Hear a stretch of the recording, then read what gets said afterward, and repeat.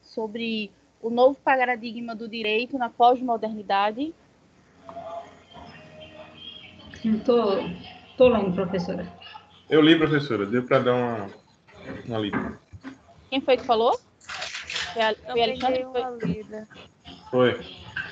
Tá, é porque como fica só as iniciais do nome de vocês, né, quando não tem a fonte, aí eu fico toda, né?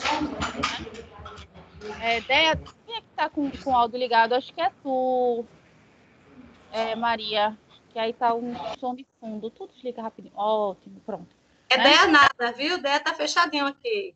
É porque tu saísse para pegar o jantar, eu pensei que era tu. Foi que eu liguei para falar. Vamos pegar o café, professora. Eu pensei que a Andréia está tomando muito café.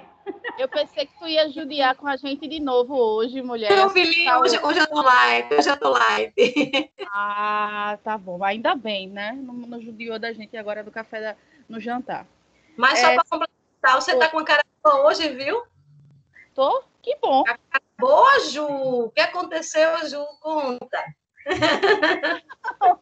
Nada. Coisa boa, né, professora? A gente tem que ser otimista, né? Em alguns momentos, mediante tanta coisa que está, né, nos acontecendo, né? Então a gente tem que tentar e pelo menos, né, dar um sorrisinho de vez em quando, né? Verdade. O mundo tá maluco ao nosso redor, né? Sim, pessoas. Então, para a discussão de hoje, né, foi o texto que eu deixei no sábado, quando a gente teve nossa aula de reposição, que chama, né, o novo paradigma do direito na pós-modernidade. É um texto pequeno, um texto de apenas 9 páginas, tá? Ele traz. É um texto, acho que quem leu, acho que o Alexandre pode falar um pouquinho sobre isso.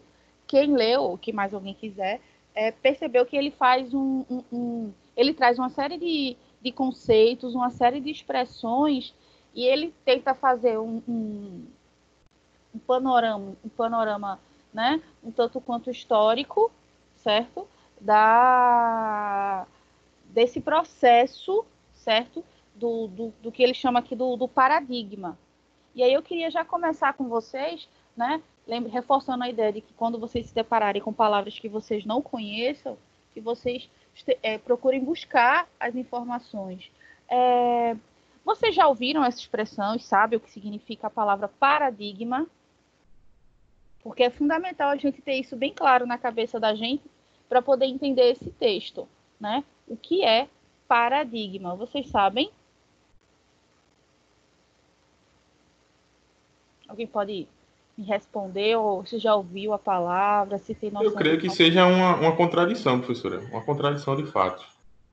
Algo tipo isso. Talvez eu acho que você está confundindo, não é exatamente isso, Alexandre. Você talvez esteja confundindo paradigma com paradoxo. São coisas diferentes. Paradoxo, sim, é essa questão contraditória, né? Isso é um paradoxo, ou seja, isso desdiz o que, né, está estabelecido. Então foi isso mesmo. Paradigma é um padrão a seguir, né, professora? Padrão a seguir? Um modelo padrão a seguir, não é isso? Um modelo ou um padrão? Certo, um modelo padrão são sinônimos de paradigma, exatamente. É isso? E Léo, né, botou aqui no chat... Maria chegou primeiro, eu me calei aqui, era isso mesmo. Léo botou aqui no chat... Desculpa, Déia. Numa perspectiva mais, digamos assim, acadêmica, né? O paradigma, o sinônimo do paradigma pode ser justamente a perspectiva de uma vertente, né? De uma vertente que determina, é aquilo, pronto. O paradigma é aquilo, né, que serve de exemplo, que serve de parâmetro, ou como bem colocou aqui o Leonardo, uma vertente, tá? Então, quando a gente fala o título do texto, um novo paradigma, então a gente percebe que existia algo antes, um modelo antes, e agora a gente está falando de um novo modelo, tá? Então, como a gente está se debruçando sobre, se vocês estão fazendo o curso de Direito, então, é o paradigma do direito na pós-modernidade, certo, gente? Pós-modernidade, ou seja, o que a gente entende por modernidade vai até o final quando a gente tem as duas revoluções burguesas, né? E chegamos no século XIX, aí a gente já começa a falar da idade do período contemporâneo, historicamente falando. E aí, muitos já falam desse período conhecido como pós-modernidade, onde uma série de paradigmas, não só no direito, mas uma série de paradigmas estão sendo repensados, estão sendo retrabalhados. E aí, já no resumo, quem começou a dar uma lida no texto, né, um dos motivos para essa mudança significativa de paradigma do que era na época moderna para o paradigma que a gente está se encaminhando nesse momento, é um evento, tá, extremamente marcante, certo? Que é a globalização. Todo mundo, tenho certeza que vocês já ouviram muito essa expressão, né? Globalização, né? Hoje até que tem menos, mas antigamente, início dos anos 2000, tinha direto na mídia falando sobre programas, documentários, né? Falando sobre a globalização. Sem problema, Ícaro, boa noite, sem problema com atraso, chegou em tempo. Então, gente, lembram do mapa mental que eu fiz rapidinho com vocês, no que diz respeito a que a gente trabalhou a questão da ética, né? E da moral.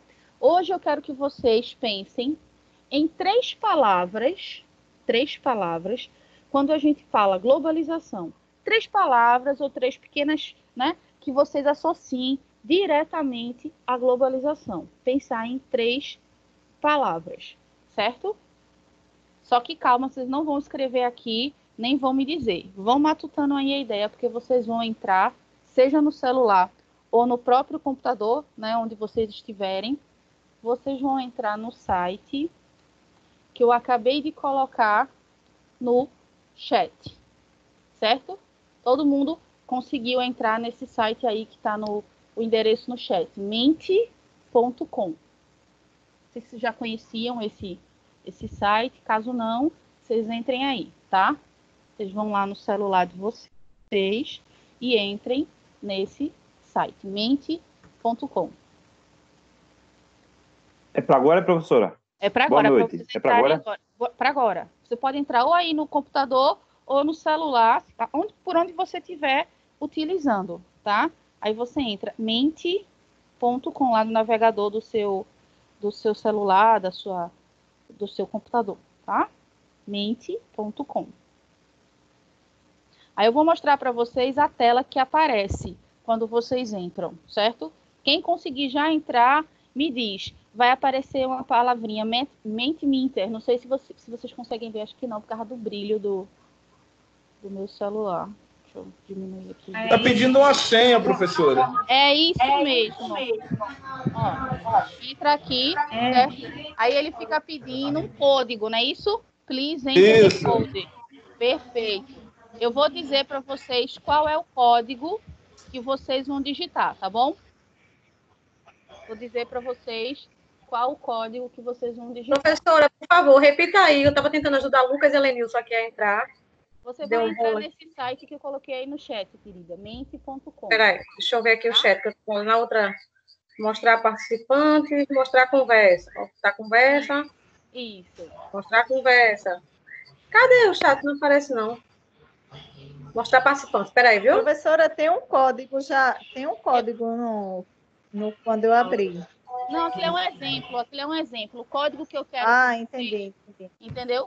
O código que eu quero que vocês me mandem, certo? Só um minuto que eu vou repassar ele para vocês agora, tá? Repasse, por favor. Eu vou compartilhar a minha tela, tá? E vocês vão ver, porque eu preciso que vocês vejam minha tela. Todo mundo conseguiu chegar para botar o código? Não consegui nem entrar ainda no link aqui. Também não, professora. Qual é o link? Consegui entrar, professora. Aparece assim, Mente Digital Transformation. Olha, eu coloquei direto lá na barra, mente.com, entrou direto. Exatamente, ele entra direitinho, certo? É porque você deve estar colocando no campo de pesquisa. Deve estar botando no Google. Se botar direto lá no endereço, ele vai direto. Onde é que entra? Apareceu uma página. Apareceu aqui 12, 34, 56. O que é isso? Pronto. Não, esse é um exemplo. Eu vou passar o código que eu quero que vocês visualizem, tá? Meta branca aí. Vou compartilhar minha tela com vocês. Deixa eu ver se vai chegar. Estão vendo minha tela da internet? O meu Tá em navegador? inglês, né? O negócio aqui tá em inglês, né? É chique, mulher. Arrasou. Estão vendo aqui a minha tela? Word Cloud, sei lá. Pronto. Aí estão vendo aqui em cima o código 40, 49, 97. 40, 49, 97. Isso. Aí vai aparecer para vocês colocarem, né, 3 palavrinhas. Lembra que eu pedi para vocês pensarem em 3 palavras que associem, certo, à globalização. Agora, isso em relação ao direito, professora? Não, globalização como um todo. Porque Tá. o que envolve globalização interfere todas as áreas, certo, Cleiton? Não só em relação ao direito, mas em relação a tudo, ao mundo. Tá bom. Professora, Oi? é para colocar esse código 40, 49 e 97, exatamente. isso. Tem que aparecer isso aqui, ó.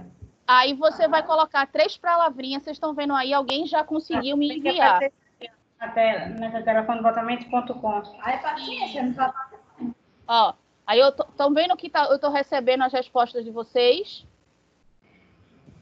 Eu não consegui não, professora. Eu coloco o código, mas ele não abre.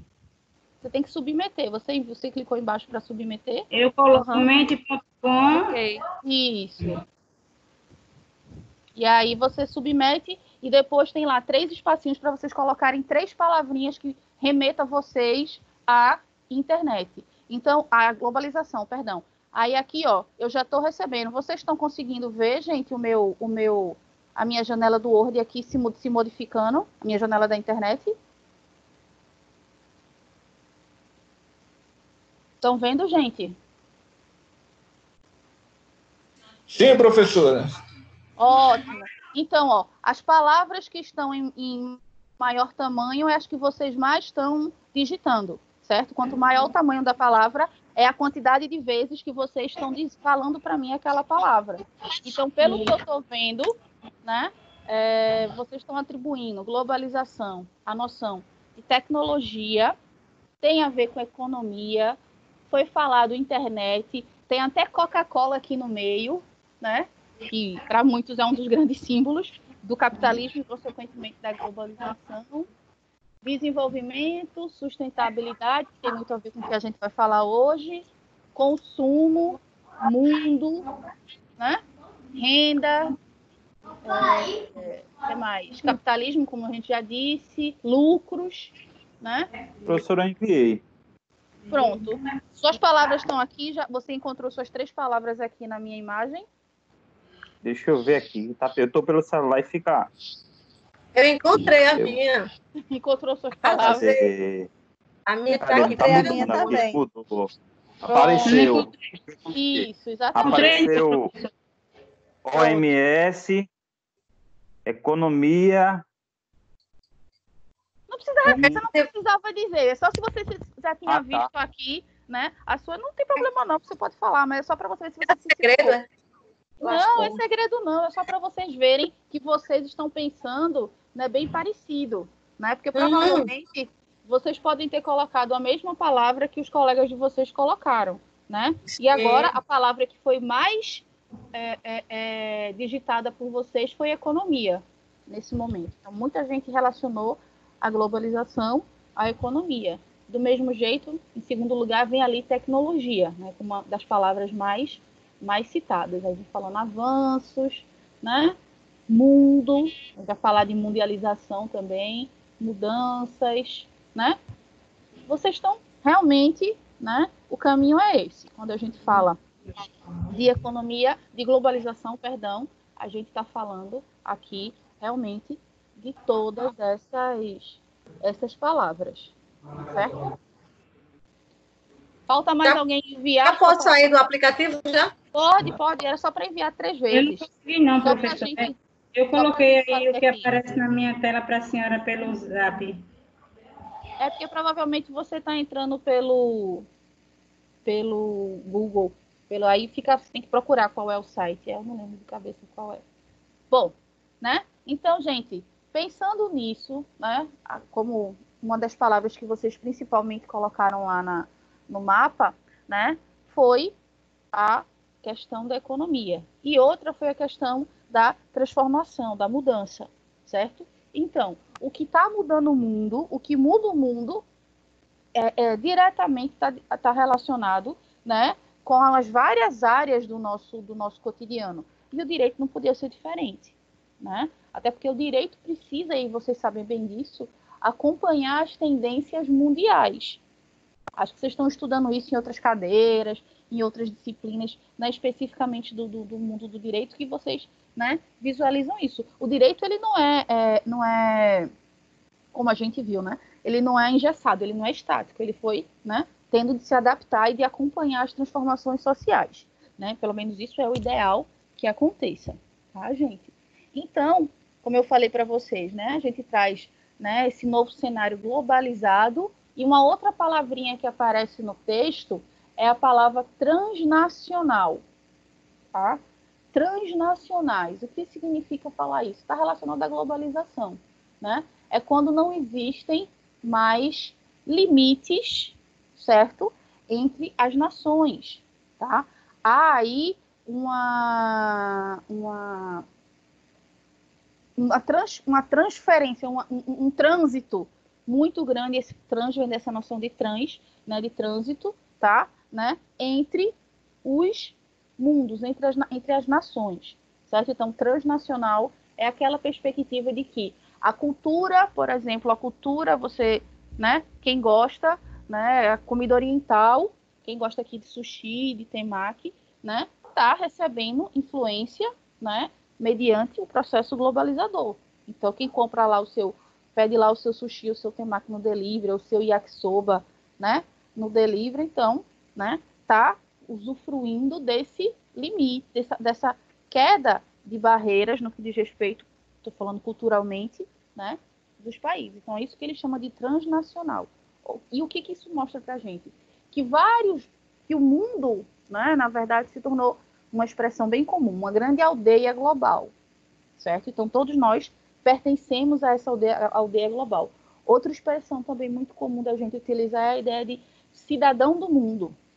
Nós somos cidadãos do mundo, né? Estamos aptos a ir e vir, embora nesse atual momento pandêmico, né, exista uma série de limitações, né, por questões de saúde pública, que alguns países estão impondo a outros, né? Embora também existam outros bloqueios ou outras sanções, né,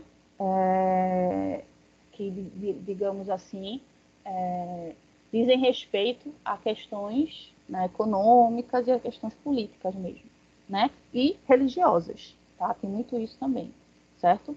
E aí, esse texto eu fiz, né, quando eu já havia selecionado, e quando eu fui relê-lo hoje para preparar para vocês, né, vinha muito à mente. Eu tinha um colega que era professor do curso de Direito professor diplomata, né, de diplomacia internacional. E aí ele estava rindo, a gente conversava muito, né, porque ele falava, né, ele na hora de história, então ele ficava me pedindo umas dicas. E aí eu lendo esse texto, né, eu pensava muito nisso. Então, por exemplo, para você ser um diplomata, você precisa, antes de qualquer coisa, ter o curso, né, o curso de Direito, porque você precisa conhecer, né, a questão das leis de um modo global, de um modo globalizado, tá? Então, como o mundo pensa. E a gente sabe muito bem que o mundo, ele é muito diverso, ele é muito plural, tá, gente? E aí, a gente tem, né, como eu falei para vocês, esse finalzinho ali do século XIX, início do século XX, é que vai marcar essa mudança, essa virada, tá? Isso reflete também no novo modo de agir do ser humano. Falei para vocês, né? O mundo se transforma, as relações sociais se transformam, então as ciências que servem, né, as pessoas, elas também precisam se transformar e se adaptar. E o direito, né, a ciência jurídica, né, não poderia ficar fora dessa transformação, dessa transição, tá? E aí a gente começa a falar dessa noção, né, de paradigma no que diz respeito às ciências, tá? Com um evento histórico, que eu não sei se vocês vão lembrar, né, conhecido como movimento iluminista, né? Vocês lembram de terem estudado isso lá em história, no ensino médio, ou até mesmo estrala bem muito o dedo, né? Sobre o movimento iluminista, que é justamente quando as ciências, né, um dos marcos, né, do fim da Idade Média para o início da Idade Moderna, né? Quando o movimento das luzes, né, o século das luzes, justamente o iluminismo, porque não sei se vocês lembram, né, que a Idade Média, ela também é conhecida como Idade das Trevas, ou seja, da escuridão, né? E aí o movimento iluminista justamente vem com esse intuito de iluminar as trevas. E qual era essa luz? Qual era a origem da luz do movimento iluminista? Eram as ideias, né, das ciências. Então é quando você começa a ter esse advento, né, das ciências, porque no período medieval, as explicações das coisas elas eram muito transcendentais. Ou seja, se eu não tenho uma explicação, é porque é um fenômeno divino, é um fenômeno, né? Eu não busco a explicação das coisas. Então, isso também está muito relacionado, né, principalmente a alta Idade Média, ou a chamada Idade das Trevas. E aí, quando a gente tem esse advento, né, para o mundo das ideias, então o movimento iluminista traz isso muito forte. O movimento iluminista e humanista, tá? Que são duas coisas, dois movimentos que andaram juntos, o iluminismo e o humanismo. Porque, voltando, fazendo novamente essa comparação, durante a Idade Média, ou Idade das Trevas, né, período medieval, a gente pode dizer assim, o paradigma transcendental dizia o seguinte, né, que a Terra, era a ideia do geocentrismo, né, que a Terra era parada, a Terra não se movia, né, e quem se movia eram todos os outros astros ao redor da Terra. Isso é a teoria do geocentrismo. E a gente tinha a perspectiva, né, transcendental do teocentrismo, né, em que Teo é Deus, Deus no centro de tudo. E aí, quando a gente tem essa guinada do movimento iluminista e humanista, é que a gente tem, né, o geocentrismo sai e entra o heliocentrismo, tá? O hélio aí é o Sol. Então, muda a ideia de que não é a Terra que está parada e todo mundo gira ao redor. É o Sol que está parado e todos os astros, inclusive a própria Terra, gira em torno do Sol. É a teoria do heliocentrismo, baseado aí em estudos astronômicos. A astronomia é uma das ciências que muito se desenvolve nesse período, entre outros, entre a física, entre a química, né? A astronomia. E a ideia do teocentrismo, do Deus no centro, dá lugar à ideia do antropocentrismo, né? Antropo, homem, centro. Então, o homem como o centro do mundo, né? Não sei se vocês lembram, se já tiveram a experiência, já visualizaram, né? É um dos desenhos do Leonardo da Vinci, né? Que é o chamado Homem Vitruviano, né? Que é um desenho de um homem assim com os braços e as pernas abertas, ele está, né, nu, né? E um círculo ao redor dele. É justamente o símbolo máximo, né, do antropocentrismo, o homem no centro de tudo. Então, tudo diz respeito às ações humanas, tá? Isso é o período moderno. E aí o texto, ele vem falar para a gente da chamada modernidade jurídica, tá? Que surgiu justamente após as chamadas revoluções burguesas. Que revoluções burguesas são essas? Aquilo que a gente já estudou. Revolução Industrial e Revolução Francesa. Por que são revoluções burguesas? Porque foi a burguesia que financiou esses dois movimentos, tá? Ah, professora, mas a Revolução Francesa a população participou. Beleza, a população participou, mas foi inflamada por intelectuais de origem burguesa, né? Porque a burguesia detinha o poder econômico, vocês falaram muito bem aí da economia, mas a burguesia não detinha o poder político, né? Porque a monarquia, os estados absolutistas, quem mandava em tudo era os reis, os imperadores, e a burguesia não queria isso. Então era interessante para a burguesia um tipo de sistema político, né, onde ela ou seus representantes pudessem ter acesso ao poder. Então derruba a monarquia e ascende, né, a democracia, república, certo? Então, a Revolução Francesa, né, foi também financiada pelos burgueses. E a Revolução Industrial nem se fala, né? Porque quem é que tinha grana para investir em indústrias? A classe burguesa, certo? E aí, o grande paradigma, chegando na palavra aqui, a gente, né, o mote da nossa discussão hoje, o grande paradigma moderno, ou seja, o modelo, o ideal moderno, se pautava na noção de liberdade. Era a palavra, né? Tchan, liberdade. Isso também interferia no direito, certo? E aí essa noção de liberdade que vai dar a liberdade no que diz respeito à filosofia e numa perspectiva econômica, a liberdade se transforma em liberalismo, em movimento econômico, certo? E esse paradigma, como eu falei para vocês, ele vai perdurar, né, desde o século, né, 17 e 18 até o finalzinho do século 19, tá? Que é quando a gente vai ter uma guinada, que é o que a gente chama do novo paradigma, que a gente vai ver um pouquinho lá para frente. Então, a ideia de liberdade sai e entra uma nova ideia, tá? E quando, já entrando, né, para falar do direito moderno e a noção de liberdade, quando eu falo de liberdade, eu estou falando do indivíduo. Então, o indivíduo, ele tem liberdade. E ele tem a sua liberdade, deve ser garantida por lei, tá?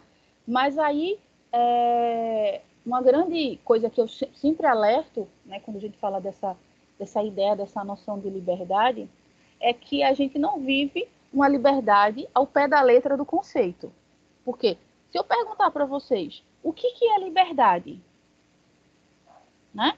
A gente tem uma ideia de você fazer aquilo. Não dá para lhe responder, porque eu estou vivendo em prisão domiciliar. Já cumpri um terço da pena e continuo presa.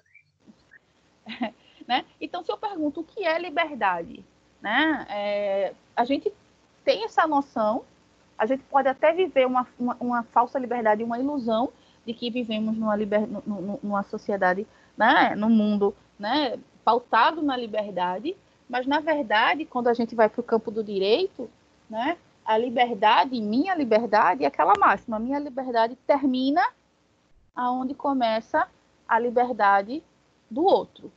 Então, se eu preciso, né, de leis para regular a liberdade ou as liberdades, então, se a gente for parar para analisar direitinho, a gente não vive, né, no cerne da palavra liberdade. Então, fica aí a provocação para vocês.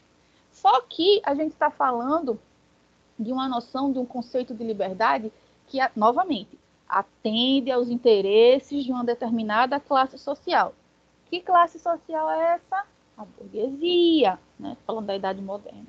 Então, a liberdade burguesa é justamente essa, o liberalismo, né? E o liberalismo democrático, né? Porque a gente vive também uma como é que eu posso dizer? Uma sensação, não sei se falsa talvez, uma falsa sensação de representatividade, né? Por quê? Se é um liberalismo democrático, então, por exemplo, todas as pessoas que são consideradas cidadãs, né? Todas as pessoas, elas têm direito, né? Direitos respeitados perante o Estado e têm direitos no que diz respeito, né, a poder votar, ser votado, enfim, no real sentido da palavra cidadania, tá? O problema é que nesse período que está falando aqui, que a gente chama de Idade Moderna, quem que era considerado cidadão? Toda a população era considerada cidadã? Não, né? Por muito tempo, principalmente se a gente olha aqui para o Brasil, a gente tinha a noção de direito, né, constitucionário. Então, eu só podia, por exemplo, votar ou ser considerado cidadão se eu tivesse uma certa renda. Então, boa parte da população não era considerada cidadão, né? Ou eram cidadãos de segunda classe. Quando a gente pensa a nível de Brasil, século XIX, que é quando a gente começa a ver uma mudança, né, até o século XIX, quem que era cidadão no Brasil?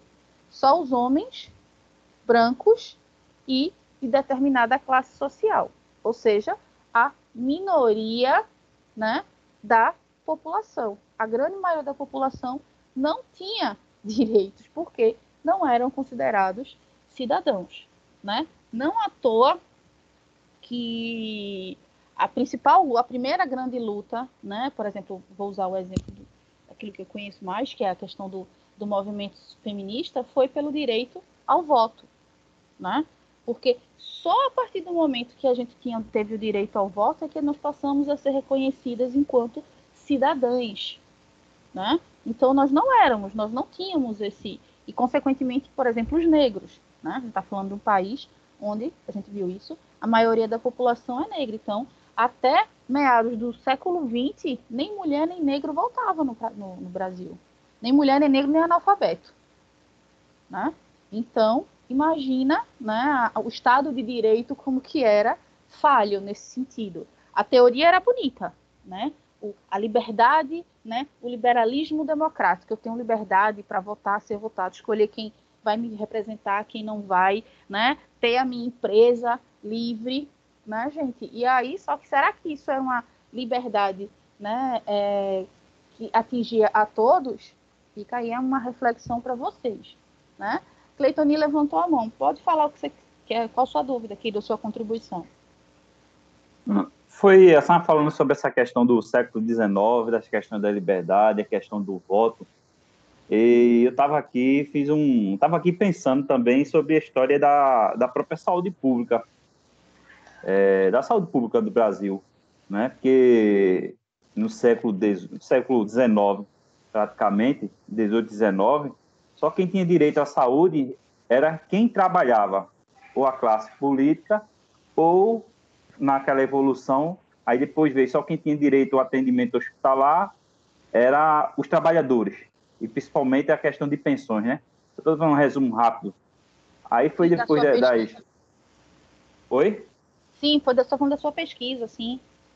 Aí veio aí por questões, eu vou adiantar aqui, por questões internacionais, da pressão internacional de saúde pública, das associações, das associações que houve em comunidade, aí foi que realmente botaram, aí veio na Constituição de 88, né, a questão de saúde para todos, até poder cair toda aquela questão de CAPS, que chamava CAPS, INAMPS, tudo aquilo que as mulheres não tinham direito à saúde. Foi longe,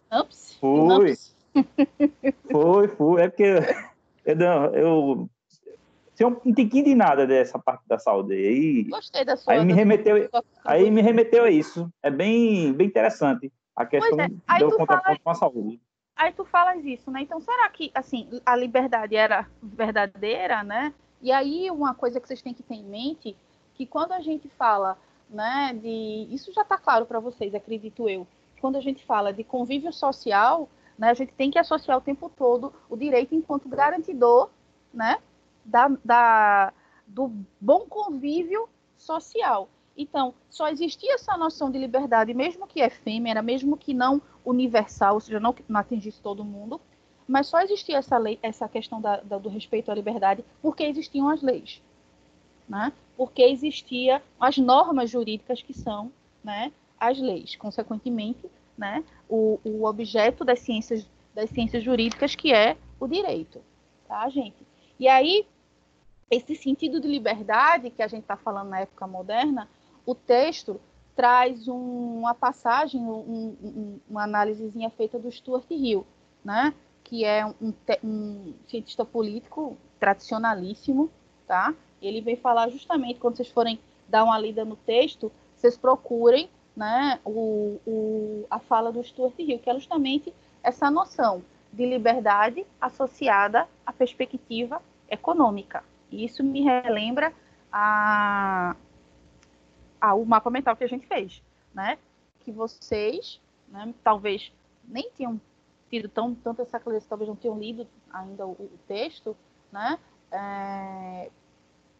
Trouxeram a perspectiva econômica, que é muito forte, certo? Então a gente não pode desassociar, né, a noção da liberdade, da noção do direito e, claro, da noção econômica, como eu acabei de mostrar, né? A desigualdade ela, pelo contrário, no Estado moderno, a desigualdade social, ela foi, né, ainda mais acentuada.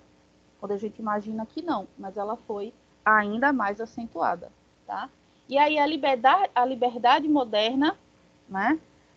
A noção de liberdade, aí a gente já entra um pouquinho sobre a perspectiva, né? Ou a ideologia do movimento liberalista, né? do liberalismo, soava como se fosse contra o Estado, né?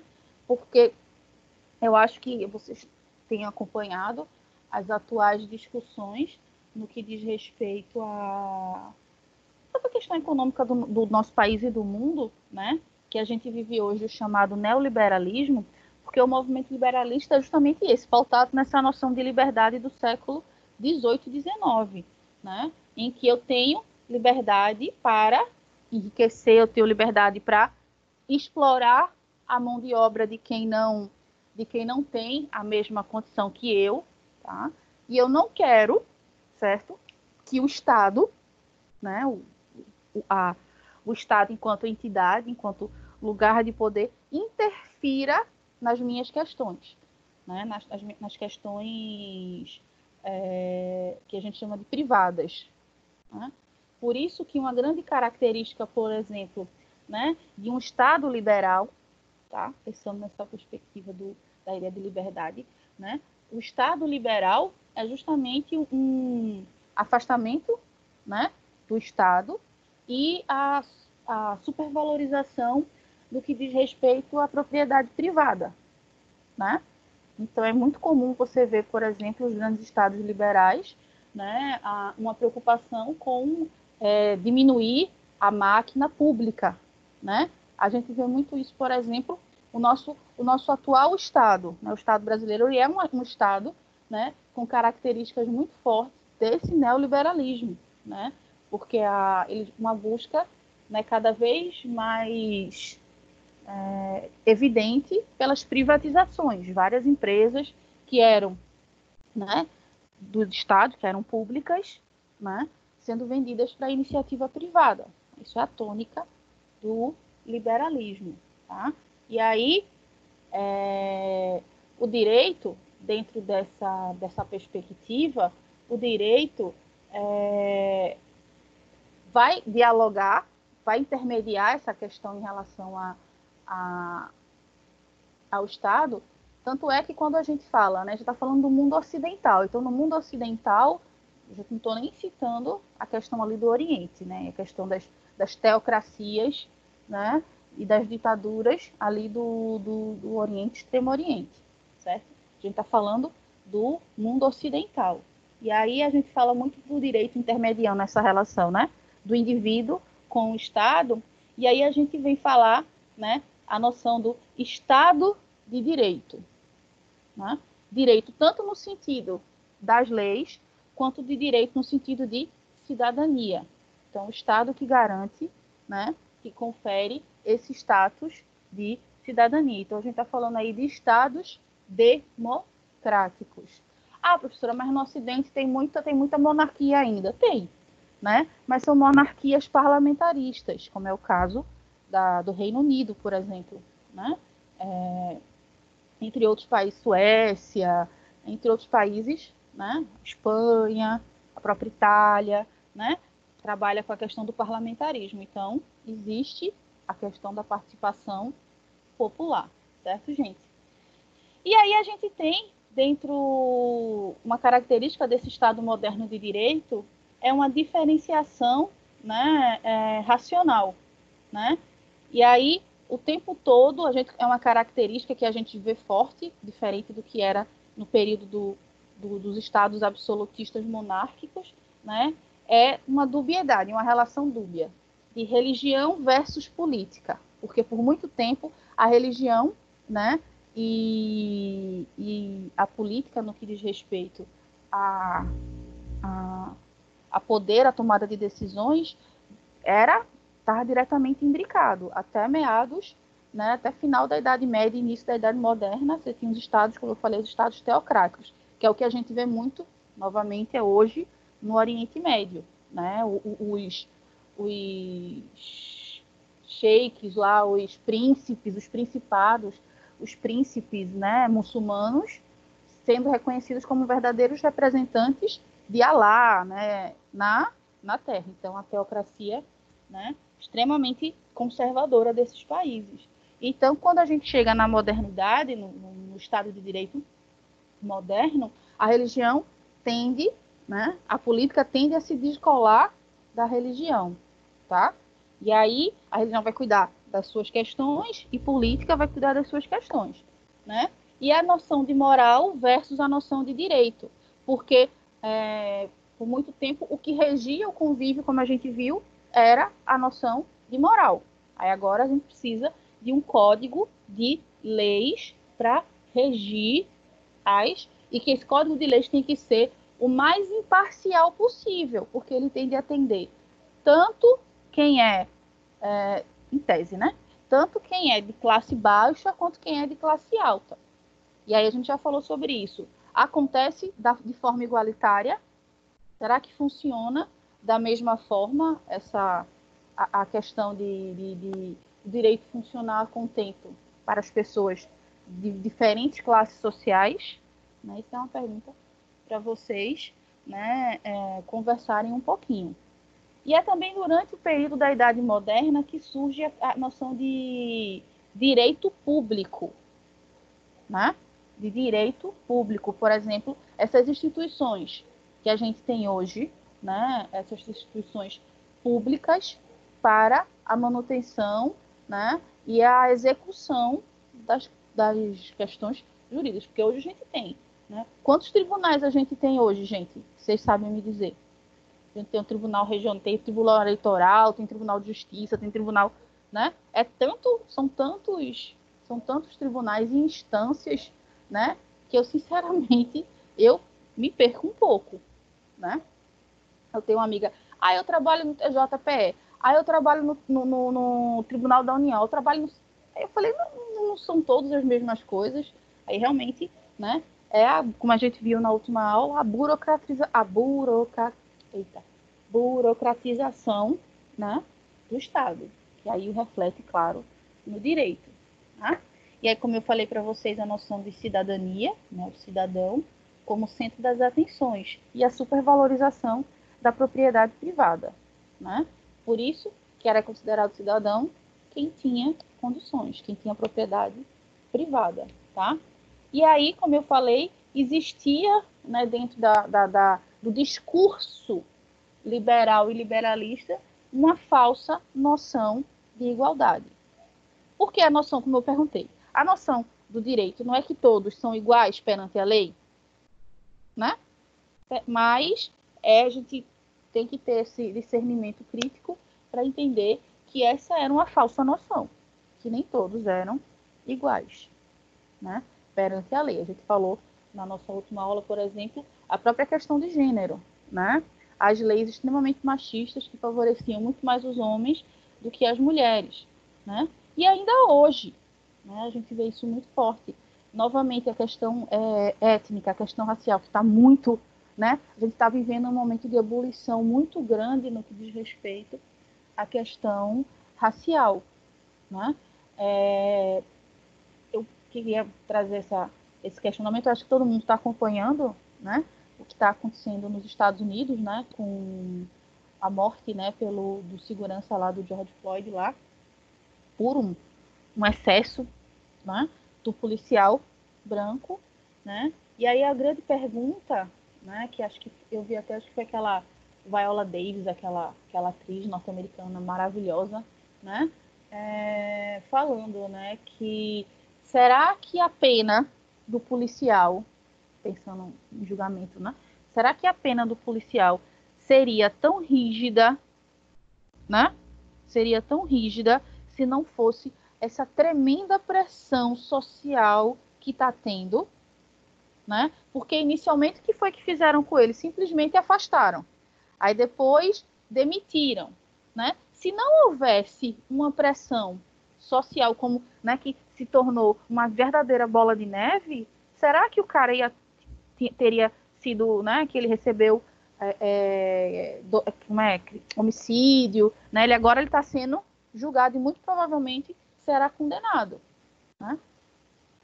Mas será que isso aconteceria se não tivesse essa pressão social? Aí fica a pergunta para vocês. Meus gatos estão brigando lá no quintão. Aconteceria o quê, professora? A condenação dele? A senhora quer dizer que o fato da pressão agrava a pena dele? Sim, então, justamente. Por quê? Porque, a princípio, qual foi a atitude tomada, né? Foi simplesmente demitir o cara. Estou falando, se as pessoas, se a população, né? Inicialmente a população negra, mas aí teve foi abraçado, né? Por uma série de outros simpatizantes. Será que não tivesse essa mesma pressão? Será que teria tido essa pena em cima do policial? Porque, justamente, eu estava vendo uma matéria falando de outros casos semelhantes, né? De exagero policial, de policiais brancos, né, que tiraram a vida, né, de pessoas negras. E nem sequer foram a julgamento, muitas vezes. Né? A pena era ser exonerado, era ser, né, demitido, enfim. Né? Aí é uma reflexão. É isso que eu estou pedindo para vocês pensarem, porque a gente está falando aqui da noção de igualdade do Estado de Direito liberal, né? Será que essa igualdade ela é verdadeira ou ela é falsa, essa sensação? Que eu falei tanto em relação, né, da questão de gênero como em relação da questão étnica, né, de raça. Né? E aí peguei esse exemplo que a gente está vivendo, né? A gente liga a televisão, os jornais, né, sempre está trazendo, né? Inclusive o próprio presidente norte-americano ficou com medo da população, né? Se escondeu, foi pro bunker lá, que fica lá dentro, lá no subsolo da Casa Branca, né? Porque o clima... Eu creio que se a pressão social intervir no processo de julgamento desse policial, um requisito da lei aí está sendo ferido, né? Que é a impessoalidade. Não, mas estou falando, ele nem iria para julgamento se não tivesse tido a pressão social, entendeu? Ele nem iria sequer para julgamento, ele seria simplesmente demitido. Então a lei está sendo ferida aí, né? Em favor do réu. Em favor do policial, você fala, não é isso? Não é isso que você está falando? Isso. Pois é. Por isso que eu estou falando. Será que esse Estado de Direito, né, ele garante essa igualdade? A gente está vendo que não. Né? Que eu reforcei. Foi preciso uma, né, pressão social tremenda, inclusive de artistas, pessoas de proeminência, para poder, né, haver um olhar mais difusivo. E isso, mais uma vez, desnuda, né, o quão racista ainda, né, nós somos. Isso é, pasmem, né? Foi como eu vi a duquesa lá, que é casada com um dos filhos da Rainha Elizabeth, que eu esqueci o nome dela agora. Ela disse, nós estamos no século XXI, né? E o racismo deveria estar apenas nos livros de história, e não nas notícias, né, cotidianas do jornal. Isso é verdade, mas infelizmente a gente está vendo que não. Deixa eu ver aqui o que foi colocado no chat aqui. A Dea falou que, né, que não seria, não, ele não teria ido para julgamento, provavelmente, até porque se mata negros, né, lá todos os dias. Mas este caso ganhou notoriedade, como de brancos também, exemplo, você falou do Jean Charles, o brasileiro lá na Inglaterra. Foi uma forma das pessoas exigirem a lei, isso. E a igualdade, que lá é uma questão ainda muito sensível. Pois é, né? A premissa da liberdade é algo muito mais forte, por exemplo, nos Estados Unidos, do que aqui no Brasil. Né? Os símbolos de liberdade deles, eles têm símbolo, tudo quanto é símbolo sobre liberdade. Falam muito de liberdade, mas a gente vê, né, por exemplo, a própria questão do porte de armas, enfim, são tantas liberdades que a gente vê, será até que ponto, né, tá sendo efetivo ou tá funcionando. Eu acho que a nossa miscigenação, professora, colabora para que tenha menos, né, liberdades, assim, esses símbolos, né? Porque, pelo sim e pelo não, a nossa população, acho que mais de 50% é parda. Aí tem não existe pardo. Não existe pardo, é negro. Certo? Ou é negro ou é branco. Não existe meio termo. É negro ou branco. Então, Sim, a gente Então a até... gente contraria a estatística, né? O que cai na estatística, a gente considera.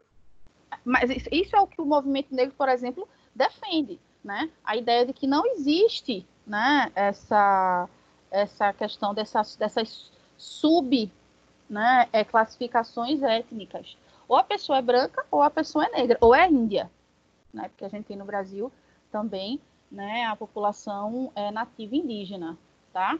E aí, como você falou, será que a nossa miscigenação aqui no Brasil não trabalha muito com essa questão, né, da perspectiva de liberdade?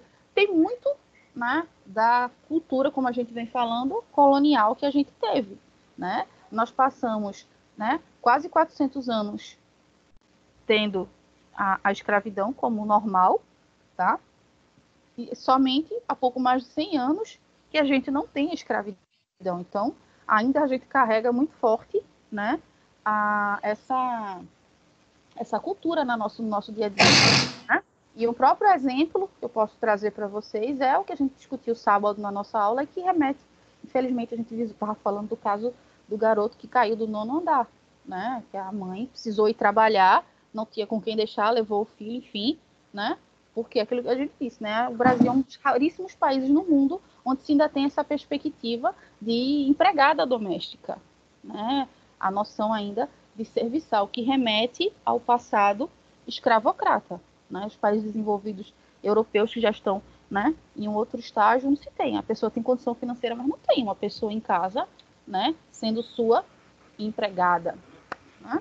Pode ter aquela questão de que uma empresa que presta serviço para limpar a tua casa, mas não é, né, uma pessoa que você bota dentro da sua casa, que você, né, paga muitas vezes sem respeitar direitos, né? Como foi aqui no Brasil, a gente precisou que uma lei fosse estabelecida para que as trabalhadoras domésticas elas tivessem seus direitos, né, atendidos. Quem que levantou a mão para falar? Foi eu, professor. Diga, Dalmi. Posso esperar, se quiser. A Maria José também entrou aí. Quer falar? Não, é que eu estava querendo... É que eu enviei aí para o grupo de sociologia, porque justamente a senhora tocou na questão do racismo, aí eu coloquei aí, mandei um negócio referente ao assunto do menino que caiu do 9º andar, e uma senhora branca que está viajando de avião ao lado de um negro e pede para trocar de lugar. Aí a comissária de bordo vai falar com o comandante, só que o comandante pede para a pessoa ir para a primeira classe. Aí ela fica toda ansiosa e se levanta. Ela faz não. Pede para o negro para a primeira classe, porque diz que ele não pode viajar ao lado de uma pessoa tão desprezível. Exatamente. Pois é, né? Ainda existem pessoas que têm já estão, né, mais evoluídas nesse sentido. Pode falar agora, Dalmi, depois o Ícaro. Oi. Professora, eu estava vendo esses protestos, né? E eu acho o seguinte, que todas as vezes que acontece uma situação dessa, não é a primeira vez que a gente está vendo, acontece todo esse protesto, todo esse negócio, e depois, quando se acalma, volta tudo ao normal, volta tudo como era antigamente. Eu, ouvindo uma das reportagens, eu vi um camarada que ele falou uma coisa muito interessante. Ele disse o seguinte, que não adianta fazer protesto, que eles têm que aprender a votar. E eu trago isso, inclusive, para nós mesmos. Porque lá realmente eles são minorias. Os negros nos Estados Unidos são minoria, mas no Brasil não. Então, muitas vezes a gente sofre muitas coisas aqui porque nós realmente não sabemos votar. O que esse camarada agora da Fundação Palmares falou, que saiu na televisão, aquilo ali é um crime. Um cara desse já era para estar no dia seguinte na cadeia. E nós não, ele continua lá como diretor da Fundação Palmares. Então, são coisas que a gente aceita e depois fica reclamando, entendeu? Essa é a minha opinião. Ele falou o quê, Dalmi? O cabo da Fundação Palmares. Desculpa aí atrapalhar, só curiosidade. Esculhambou o movimento. Ele falou tanta besteira, tanta merda, que eu não tenho nem como falar aqui. Ele falou que Zumbi era um vagabundo, chamou o movimento negro, todo mundo de vagabundo. Vagabundo, ladrão. Disse que da secretaria dele que não saía um centavo para macumbeiro, essas coisas. A consciência da consciência negra. Foi horrível. Ele falou uma série de Rapaz, é bronca, viu? barbaridades. Pois O é. negócio está complicado. E, né, e quando ele foi questionado, a resposta dele qual foi? Que ele está em consonância com o governo que o colocou lá. Né? Então, cada um tire as E suas isso é próprias... justificativa, seja lá o que for, Cada não um justifica. tire as suas próprias conclusões. Acho que colocou aqui os dados do censo, acho que foi Alexandre. Foi Alexandre? Professora, a senhora defendeu aí que não existia esse meio termo, né? Então, a gente poderia ver que é uma reflexão da nossa população, que eles não se aceitam como negros. Não se aceitam como negros. Não se aceitam, exatamente. E você pode ver que aí é a população que se declara, né? Então. E aí eu falo para você que isso é muito complicado, né? Porque, por exemplo, eu estava, né? Uma amiga que é professora de uma escola privada, né? Ela foi falar sobre a questão da consciência negra e ela deu o depoimento dela para as crianças, criança pequenininha, né? Aí as crianças, mas tia, a senhora não é preta, tia, né? Ou seja, não existe, né, essa associação do preto. Muitas vezes é só aquelas pessoas que são, né, que não pode estar num determinado local. Então, essa questão aí, se declaram, né? Mas será que essas pessoas são realmente, né, brancas no que a gente, né, entende enquanto etnia, né?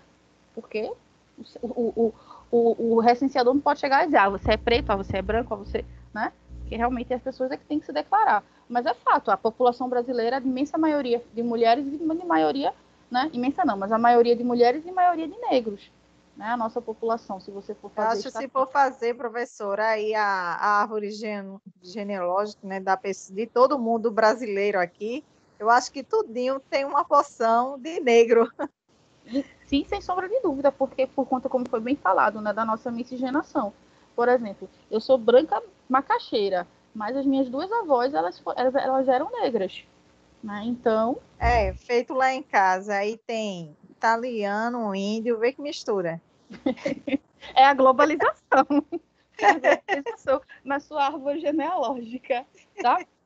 Bom, então, voltando a falar, né, dessa liberdade enquanto coerção, né, a questão do direito garantindo a liberdade, mas, ao mesmo tempo, né, limitando essa liberdade. E aí é quando a gente fala do estado de bem-estar social, né, que é algo que se fala muito hoje em dia, né, a buscar o estado de bem-estar social, onde não haja desigualdade, onde todos tenham, né, direitos iguais perante a lei, tá? E aí esse estado de bem-estar social, na verdade, nada mais é que o estado neoliberal, essa supervalorização ainda mais dessa noção de liberdade, mas que não é uma liberdade real para todos, tá, gente?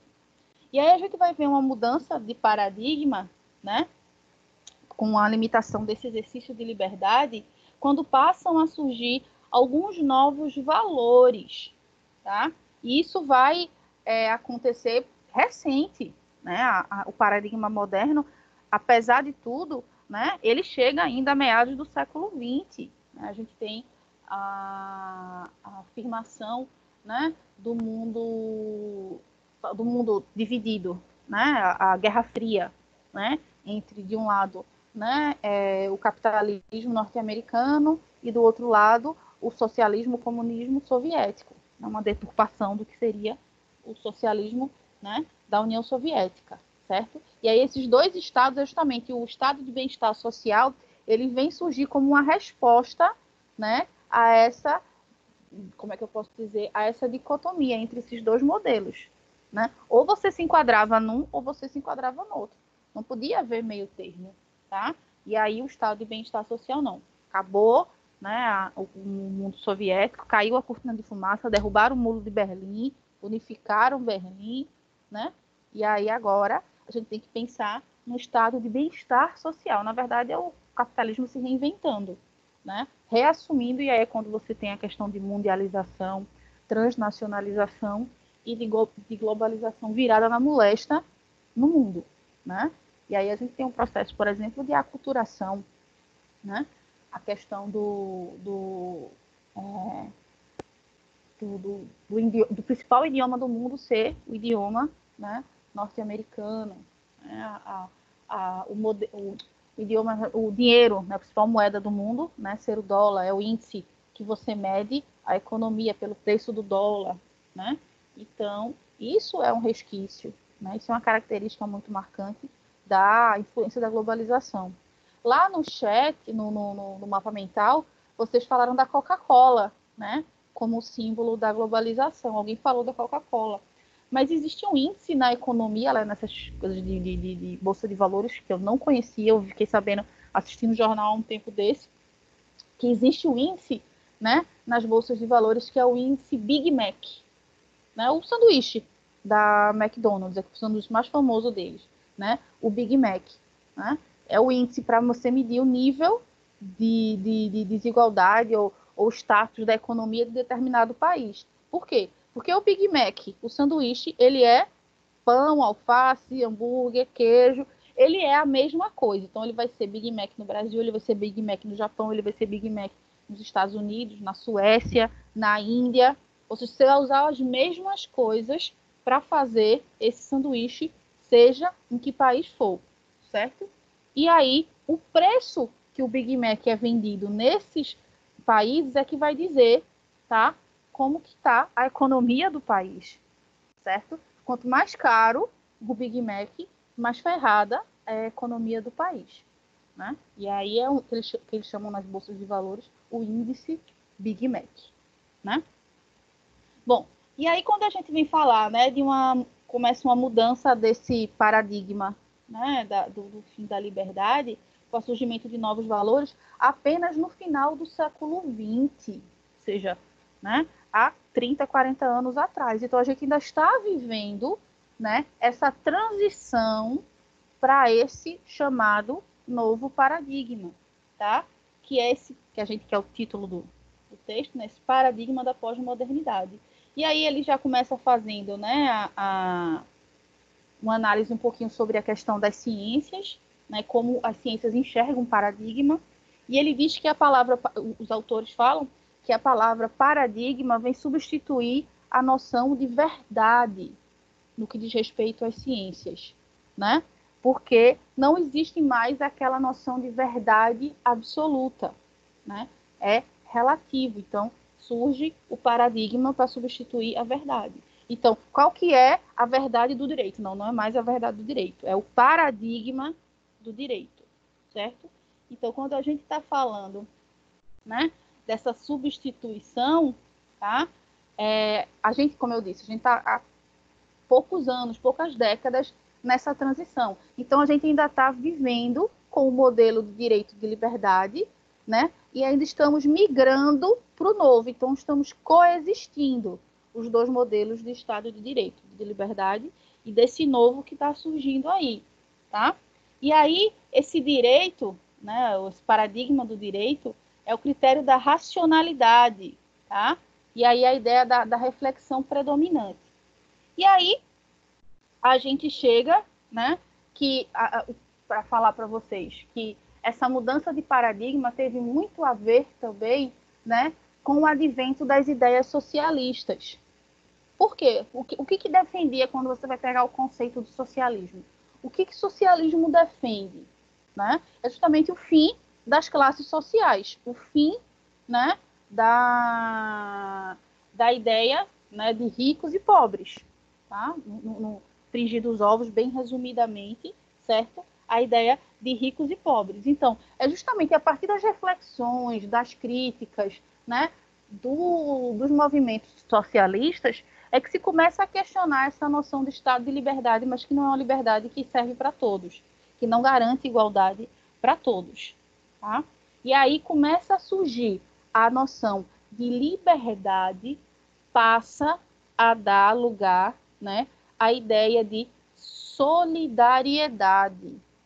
Lembra que a gente falou sobre isso na última aula, o conceito do que foi do Weber, a noção de solidariedade, e Marx também fala sobre isso, né, pela própria questão, que ele diz que a partir do momento que a gente viu, né, quando a sociedade ela está num nível, né, tal de desenvolvimento, tá, que as pessoas elas não precisam de leis para dizer que ela tem que ser gente tem que ser educada, tem que respeitar a outra pessoa, né? Ela tem no cerne da sociedade a noção de solidariedade. Então, porque ela é solidária a outra pessoa. Eu não vou te roubar porque eu sou solidária a você, e vice-versa, né? Claro que isso tende a soar muitas vezes, né? Como o quê? Como uma utopia, né? Algo, talvez, distante demais da realidade, tá? Então, aí o direito, nesse paradigma que traz racionalidade, e essa crise. As ações socialistas que levaram ao questionamento do Estado liberal. E aí essa busca entre o equilíbrio do Estado de liberdade e do Estado de igualdade. Aí eu pergunto, hoje em pleno ano de 2020, para vocês, a gente está vivendo mais, agora que vocês, acredito eu, vocês entenderam, né? A noção de Estado de liberdade. E a gente está vivendo mais no Estado de liberdade ou no Estado de igualdade? O que é que vocês acham? Hoje, pleno século XX, século XXI, ano 2020, vivemos mais num Estado de liberdade ou num Estado de igualdade? Eu acho que liberdade, igualdade, difícil, viu? Estou esquecendo a pandemia. Acho que ainda não chegamos à igualdade, não. Professor, eu acho nenhum dos dois. A gente está flutuando no meio dos dois. Igualdade e desigualdade, professora. Igualdade e desigualdade. A pandemia, mas se tiver que escolher entre o outro, eu digo que liberdade, porque igualdade longe de acontecer, longe. Está longe. Pois é, né? E aí eu lembro muito do lema, né, da Revolução Francesa, quando eu vejo essa discussão, né, que é o liberté, égalité, fraternité, né, liberdade, igualdade e fraternidade, né, que aí a gente pode pensar muito nessa ideia de um grande coletivo se respeitando a liberdade do outro, né, porque o outro é igual a mim. E volto a dizer, será que a gente tem essa perspectiva hoje de igualdade? Né? A gente, volto a falar, a gente está vendo aí casos diários, né, de discriminação. Discriminação não corresponde com o estado de igualdade. Né? Muito pelo contrário. Né? É uma reafirmação daquela ideia de que o estado de liberdade. Então, se eu tenho mais, eu sou melhor do que você é inferior a mim. Tá? E eu posso, né, te explorar por isso, e eu, como não tenho condições, vou precisar me deixar ser explorado no que diz respeito, por exemplo, às questões, né, de trabalho. Certo, gente? E aí essa relação, né, esse estado de liberdade, né, quando a gente pensa, né, para a gente poder viver num estado pleno de igualdade, então, não pode haver liberdade sem solidariedade. Isso é a conclusão que o autor está falando aqui para a gente. Então, para eu viver num estado pleno de igualdade, eu preciso de liberdade e solidariedade. Né? E aí eu volto a perguntar para vocês. Onde estão os exemplos? Onde está a nossa prática de solidariedade? Ou o que é solidariedade? O que é que vocês acham que é solidariedade, gente? Eu acredito que seja a capacidade... Ajudar o próximo, né? A capacidade de se pôr no lugar do outro e de querer ajudar o outro, né? Enxergar o outro antes de si. E justamente desse pensamento mais de igualdade. Por que eu faria isso? Né? Porque, primeiro, eu não me considero melhor ou pior do que o outro, aí quando imperar a noção de igualdade. E outra, se eu ajudar o meu semelhante que faz parte da mesma sociedade que eu vou estar ajudando a sociedade. Entendem? A premissa da solidariedade. Mas, infelizmente, a gente vive, e a lógica do modelo capitalista, né? A ideia de primeiro eu, segundo eu, terceiro eu. E com perdão da palavra, os outros que se, né? Que porque se virem. Farinha pouca, né? Meu pirão primeiro. Né? Quando, na verdade, Como é que a gente vai pensar, né, no coletivo? Por isso que a mudança no paradigma da liberdade, ela começa a surgir justamente quando as ideias socialistas começam a questionar, né, que essa é uma liberdade que não atinge a todos, que é uma liberdade que oprime, que é uma liberdade que reitera a desigualdade. E aí o autor vem falar que o direito moderno, ele é uma ferramenta da desigualdade, porque ele reafirma a desigualdade. Então, o direito pós-moderno, ele não pode mais ser utilizado como uma ferramenta para reafirmação de desigualdade, certo? Bom, e aí quando a gente fala, né, dessa mudança, a gente tem a ideia de uma mundialização, ou seja, o direito, né, que a gente pode falar um direito mundial, né? Será que existe, gente, algum código de leis que a gente pode falar que é um direito que tende a ser mundial? Declaração Universal dos Direitos Humanos. Exatamente, né? A Declaração Universal dos Direitos Humanos, é exatamente isso. Então, quando a gente está falando, né, é uma característica desse Estado, desse novo paradigma do direito. É uma defesa cada vez maior, né, dos direitos humanos, certo? Por quê? Porque a gente, né, já discutimos em outros momentos nas nossas disciplinas, né, a possibilidade da interferência, né, ou não,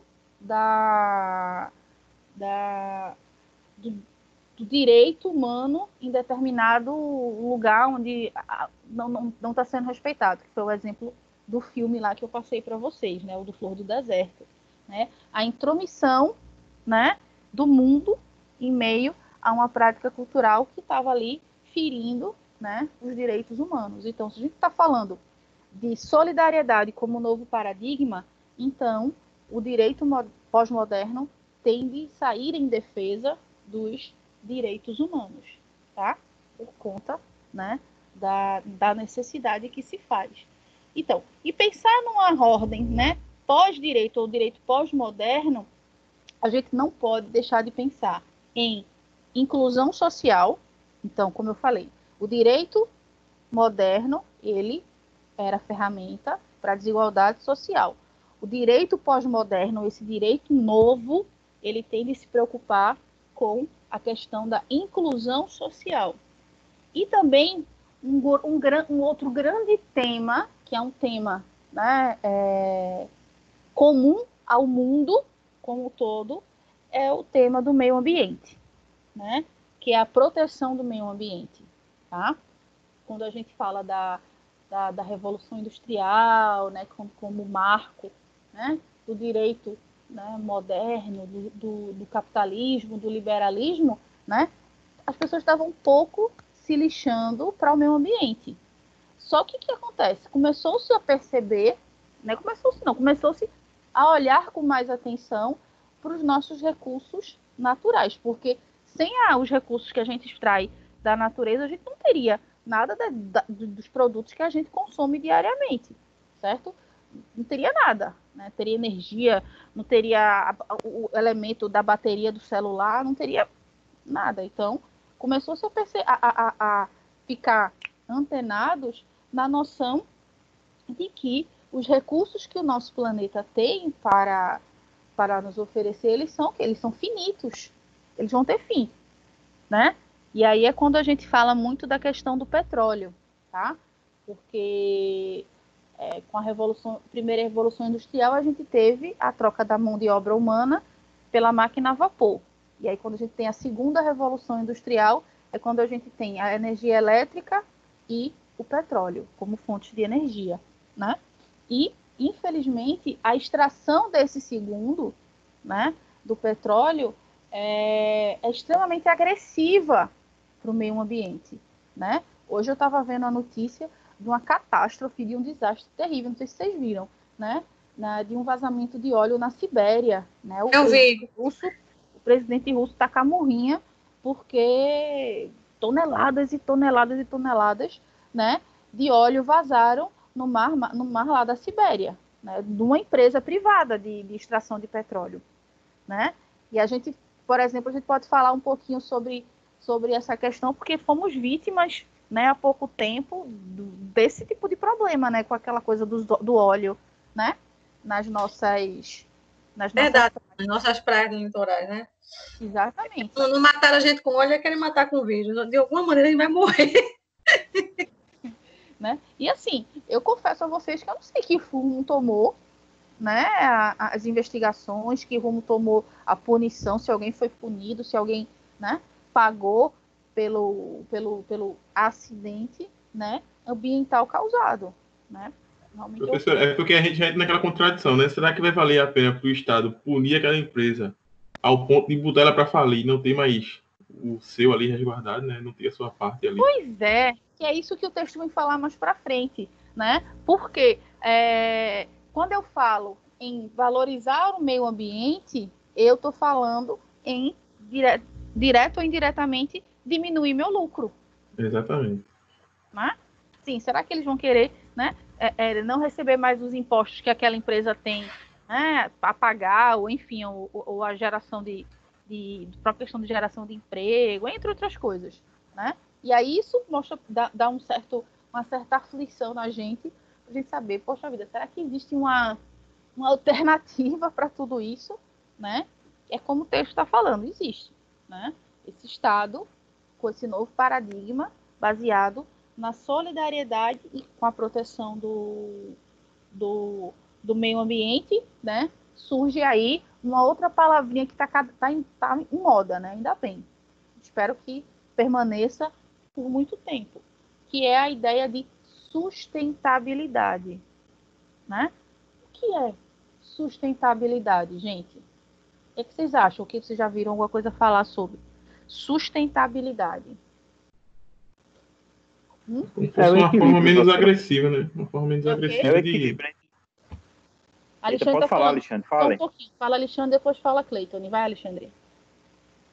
Eu pontuar assim, que é uma forma menos agressiva de poder, vamos dizer assim, o capitalismo criar mais uma modalidade de consumismo, né? Porque diz assim, vamos criar aqui materiais sustentáveis. Aí cria lá sacolinha sustentável, comidinha sustentável. É mais um ramo do capitalismo. Então, é como fosse uma utopia. Pode ser. Cleiton, você, o que você tem a contribuir? Assim, pelo que eu tinha visto de sustentabilidade, foi até na matéria de economia. Não sei se o pessoal viu, assim, a questão do equilíbrio entre a produção e o consumo. Isso. Não é? Exatamente. É você buscar isso mesmo. É você buscar, né? Você não deixar de explorar a natureza, os recursos naturais, mas você explorar de forma que você não esgote, né? Porque o que a gente consciente, tem feito, né, professora? Isso, de forma consciente. Porque o que a gente tem feito é isso, é o esgotamento dos recursos sociais, né? É um ataque violento ao meio ambiente como um todo. Leonardo botou aqui no chat que sustentabilidade é usar os recursos de uma maneira, de uma maneira mais inteligente e responsável. Beleza.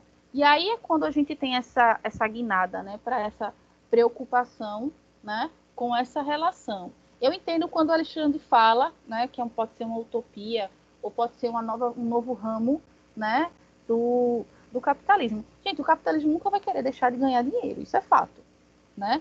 Mas se houver uma possibilidade, por exemplo, né, de eu ganhar dinheiro, mas, né, garantir a perpetuação daquela minha atividade, né, por que não investir naquilo? Só que a grande questão é porque o investimento, né, acaba fazendo com que o meu lucro, né, diminua um pouco. E eu, enquanto empresária, será que eu vou querer isso? Né?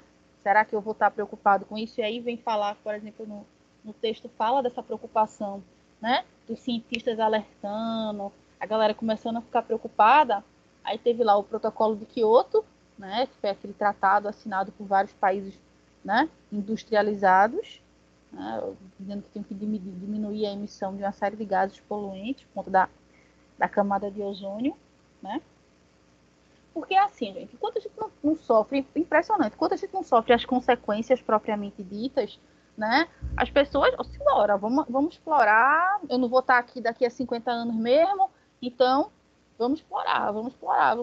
E aí a gente chegou num limite tal, né, que a curva agora é descendente, né, a gente agora, né, vai começar, já estamos vivendo isso, né? A gente está retrocedendo muita coisa.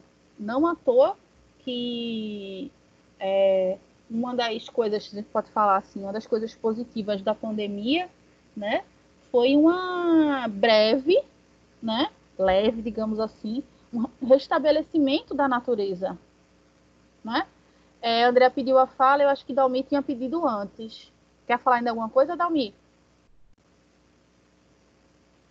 Eu já tinha falado, professor. Foi na hora lá das manifestações. Pronto, é que a sua mãozinha permaneceu de pé, aí eu achei que você tinha falado de novo. Continua de pé aí, né? Tá de pé. Eu vou abaixar aqui.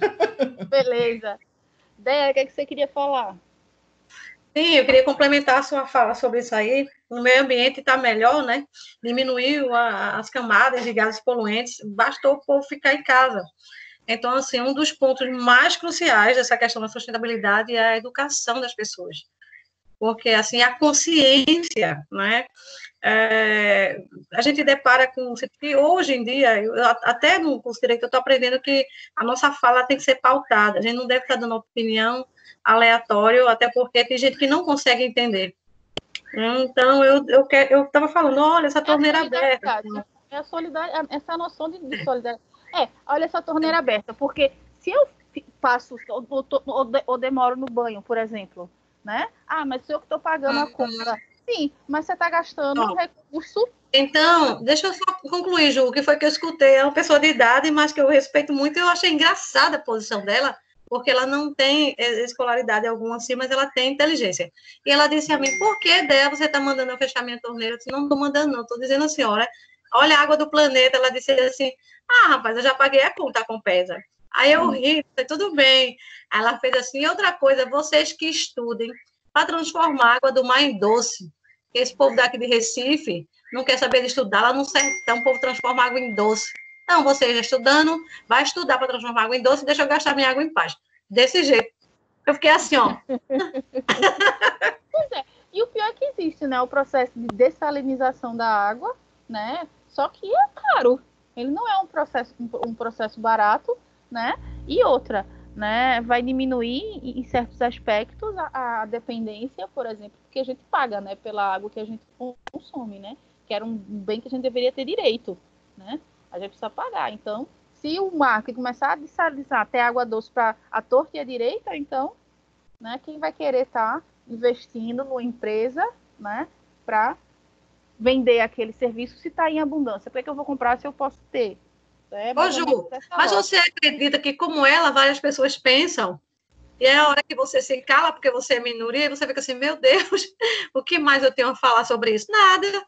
É o que eu digo sempre, sabe, Del? O que eu digo sempre é que dificilmente você muda a cabeça de um adulto. Está formada lá, a personalidade, o modo de pensar. É muito mais difícil você mudar, né, a ideia, né, a ideologia de um adulto. Então, a gente tem que trabalhar o quê? Com as próximas gerações, né? De acordo com a sociologia, uma mudança, para a gente sentir uma verdadeira mudança no que diz respeito a hábitos, né? Hábitos culturais, hábitos sociais, enfim, é preciso pelo menos 5 gerações exercendo aquela mudança, certo? Para poder fazer, né, a ter uma percepção, ou seja, 5 gerações, ou seja, 5 vidas, né? Então, não é algo que aconteça assim, né? Até porque para acontecer de forma equilibrada, a gente pode falar, por exemplo, mas professora, a globalização, o acesso à internet, que foi uma palavra que falaram lá na relação à globalização, né? Todo mundo hoje sabe que a internet, todo mundo tem internet. Opa, como assim todo mundo tem internet? A gente visualizou, infelizmente, recentemente, né, que o acesso à tecnologia não é democrático no nosso país, né? Nem todo mundo tem internet, né? E se tem, não é internet de qualidade, né, gente? Então, a gente não viveu essa... Falar, nós somos a sociedade da informação, a sociedade da tecnologia, né? Nós estamos nos transformando nessa sociedade, né? Provavelmente, nossos filhos e nossos netos é que estarão nessa sociedade plena, se sobrevivermos até lá, né? Claro, né? A sociedade plena, né? No que diz respeito à tecnologia. E a própria noção de tecnologia, ela tem que trabalhar muito com a perspectiva de sustentabilidade, senão não vai adiantar de nada, né? A tecnologia é pura e simples, né? Só assistir lá Black Mirror, né? A série lá que faz a gente pensar um pouquinho sobre isso. Então, a ideia de sustentabilidade, passando pela perspectiva da proteção ambiental, ela é uma questão global, né? Parece piegas, mas é aquilo mesmo, né? Nós vivemos no mundo, todos nós, seja americano, japonês, né, árabe, quem for, brasileiro, todos vivemos no mesmo planeta, né? E só tem ele. Até onde eu sei, ainda não construíram colônias, né, em outros planetas. E mesmo assim, se construírem colônia em outro planeta, não sou eu, não é vocês que vão para lá, não. É a galera, né, um Bill Gates da vida, é a galera endinheirada que vai para esses lugares, né? Rapaz, Então, não sei não, viu, Ju? De repente pode até rolar uma vaga aí, tu não quer ir, não? não, né? E aí a gente pode concluir que esse novo paradigma do direito, né, pós-moderno é justamente a noção de solidariedade, a preocupação com a sustentabilidade e uma valorização e uma participação cada vez mais efetiva do cidadão na sua vida pública, né? Então, como você falou, como alguém falou aqui antes, mas tem que aprender a votar, de fato, né? As nossas decisões, por muito tempo negligentes, certo? Né?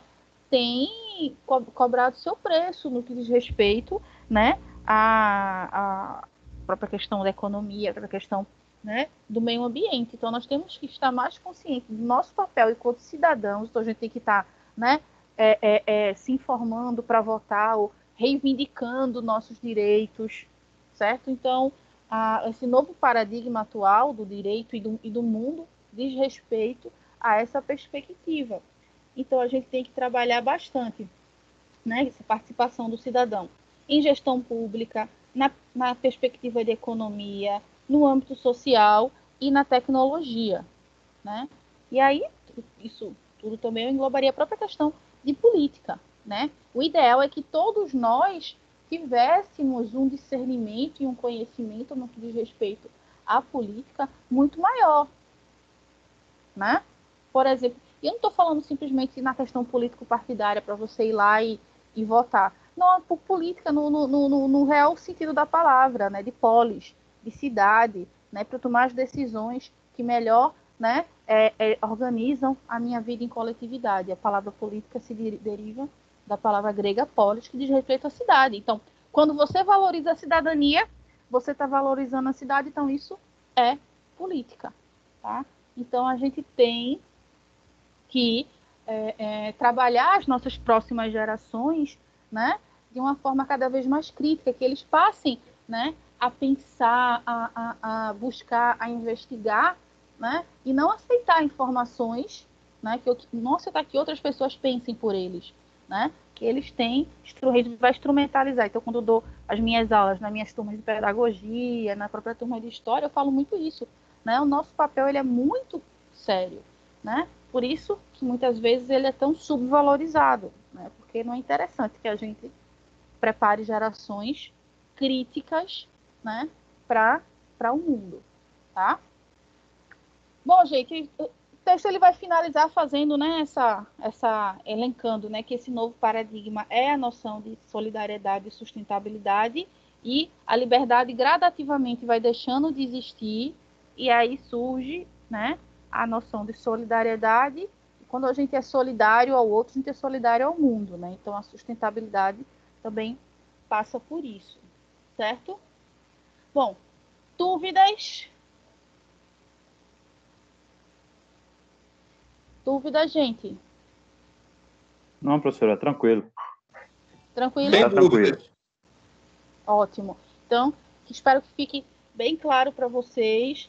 Para a semana que vem, a nossa discussão, deixa eu só abrir aqui a minha página. Se não me engano, é naquele texto de antropologia jurídica, aquele que eu passei para vocês, o livro, o nosso próximo texto. Aqui deixa eu abrir aqui a minha página, que aí eu digo para vocês exatamente qual é o texto 10 que está naquele livro, isso mesmo. Vocês precisam que eu compartilhe de novo com vocês? Que é um livro que eu compartilhei com vocês na primeira unidade. Ju. Pronto. Porque a gente está com tanto conteúdo. Pronto. Só que vocês vão ver outro capítulo desse livro, não mais aquele que a gente já viu, tá? Eu vou repassar para vocês. Deixa eu ver aqui, só confirmar o nome. Se puder compartilhar no grupo do WhatsApp, é melhor ainda, viu? Sempre, claro. Algumas pessoas não têm acesso ainda. 9, cadê o texto 10? Cadê o texto 10? Não, ainda nem é ele, ainda é uma outra discussão acerca da antropologia. Não, a ideia de controle social e direito, isso mesmo, né? Controle social e direito, é outro texto. Eu vou compartilhar assim que a gente encerrar aqui a aula, eu compartilho com vocês, tá bom? E aí a gente já vai começar a fechar, porque vai ficar faltando só 2 aulas para a nossa prova. Estão ansiosos? Nem fale, professora. Vá com calma, pense com bastante amor nessas provas, viu? Pelo amor de Deus. Já está rezando aí, ó, te benzendo. Bem leve, professora. Vai ser mais ou menos passa no café. Passando café, claro. Vai ser mais ou menos naquela tônica das questões que a gente vem fazendo nas aulas, né? Eu prometo que eu não posto mais comida no sábado, eu prometo. Não faço mais isso. Não, você tem que prometer que vai levar para aquele quando a gente voltar. Quando a gente voltar para a aula presencial. Bom, não gente, é. mais alguma dúvida? Mais alguma dúvida? A gente pode ir encerrando? Não, podemos ir encerrando. E a aula foi top, viu? Topada hoje. Você hoje estava afiadíssima, como sempre. É quando eu gosto do assunto. Não que eu não gosto dos outros, mas tem aqueles que a gente gosta um pouquinho mais. Aí a gente fica buscando. Eu tinha estava inspirada. Eu tinha tantas outras coisas para falar aqui, mas aí podia confundir um pouquinho mais vocês. Eu falei, não, deixa eu ir por esse caminho, que aí organizar as ideias na cabeça deles. Senão eu ia puxar muito. Calma. Muito histórico. Inspiração, professora. O povo pensa que a gente já está no terceiro período. Estava inspirada. Mas se serve de consolo para vocês, é só o começo. A tendência, né, é ficar ainda mais gostoso, viu? Tá bom. Eu estou começando a gostar desse negócio. Vamos embora. Quando bate a inspiração, já viu. Boa noite, viu? Gente, eu agradeço boa noite a presença de vocês, certo? Vou finalizar aqui a aula, tá? Vou parar aqui a gravação. E aí eu vou disponibilizar, como eu sempre faço de costume, o link do vídeo para quem não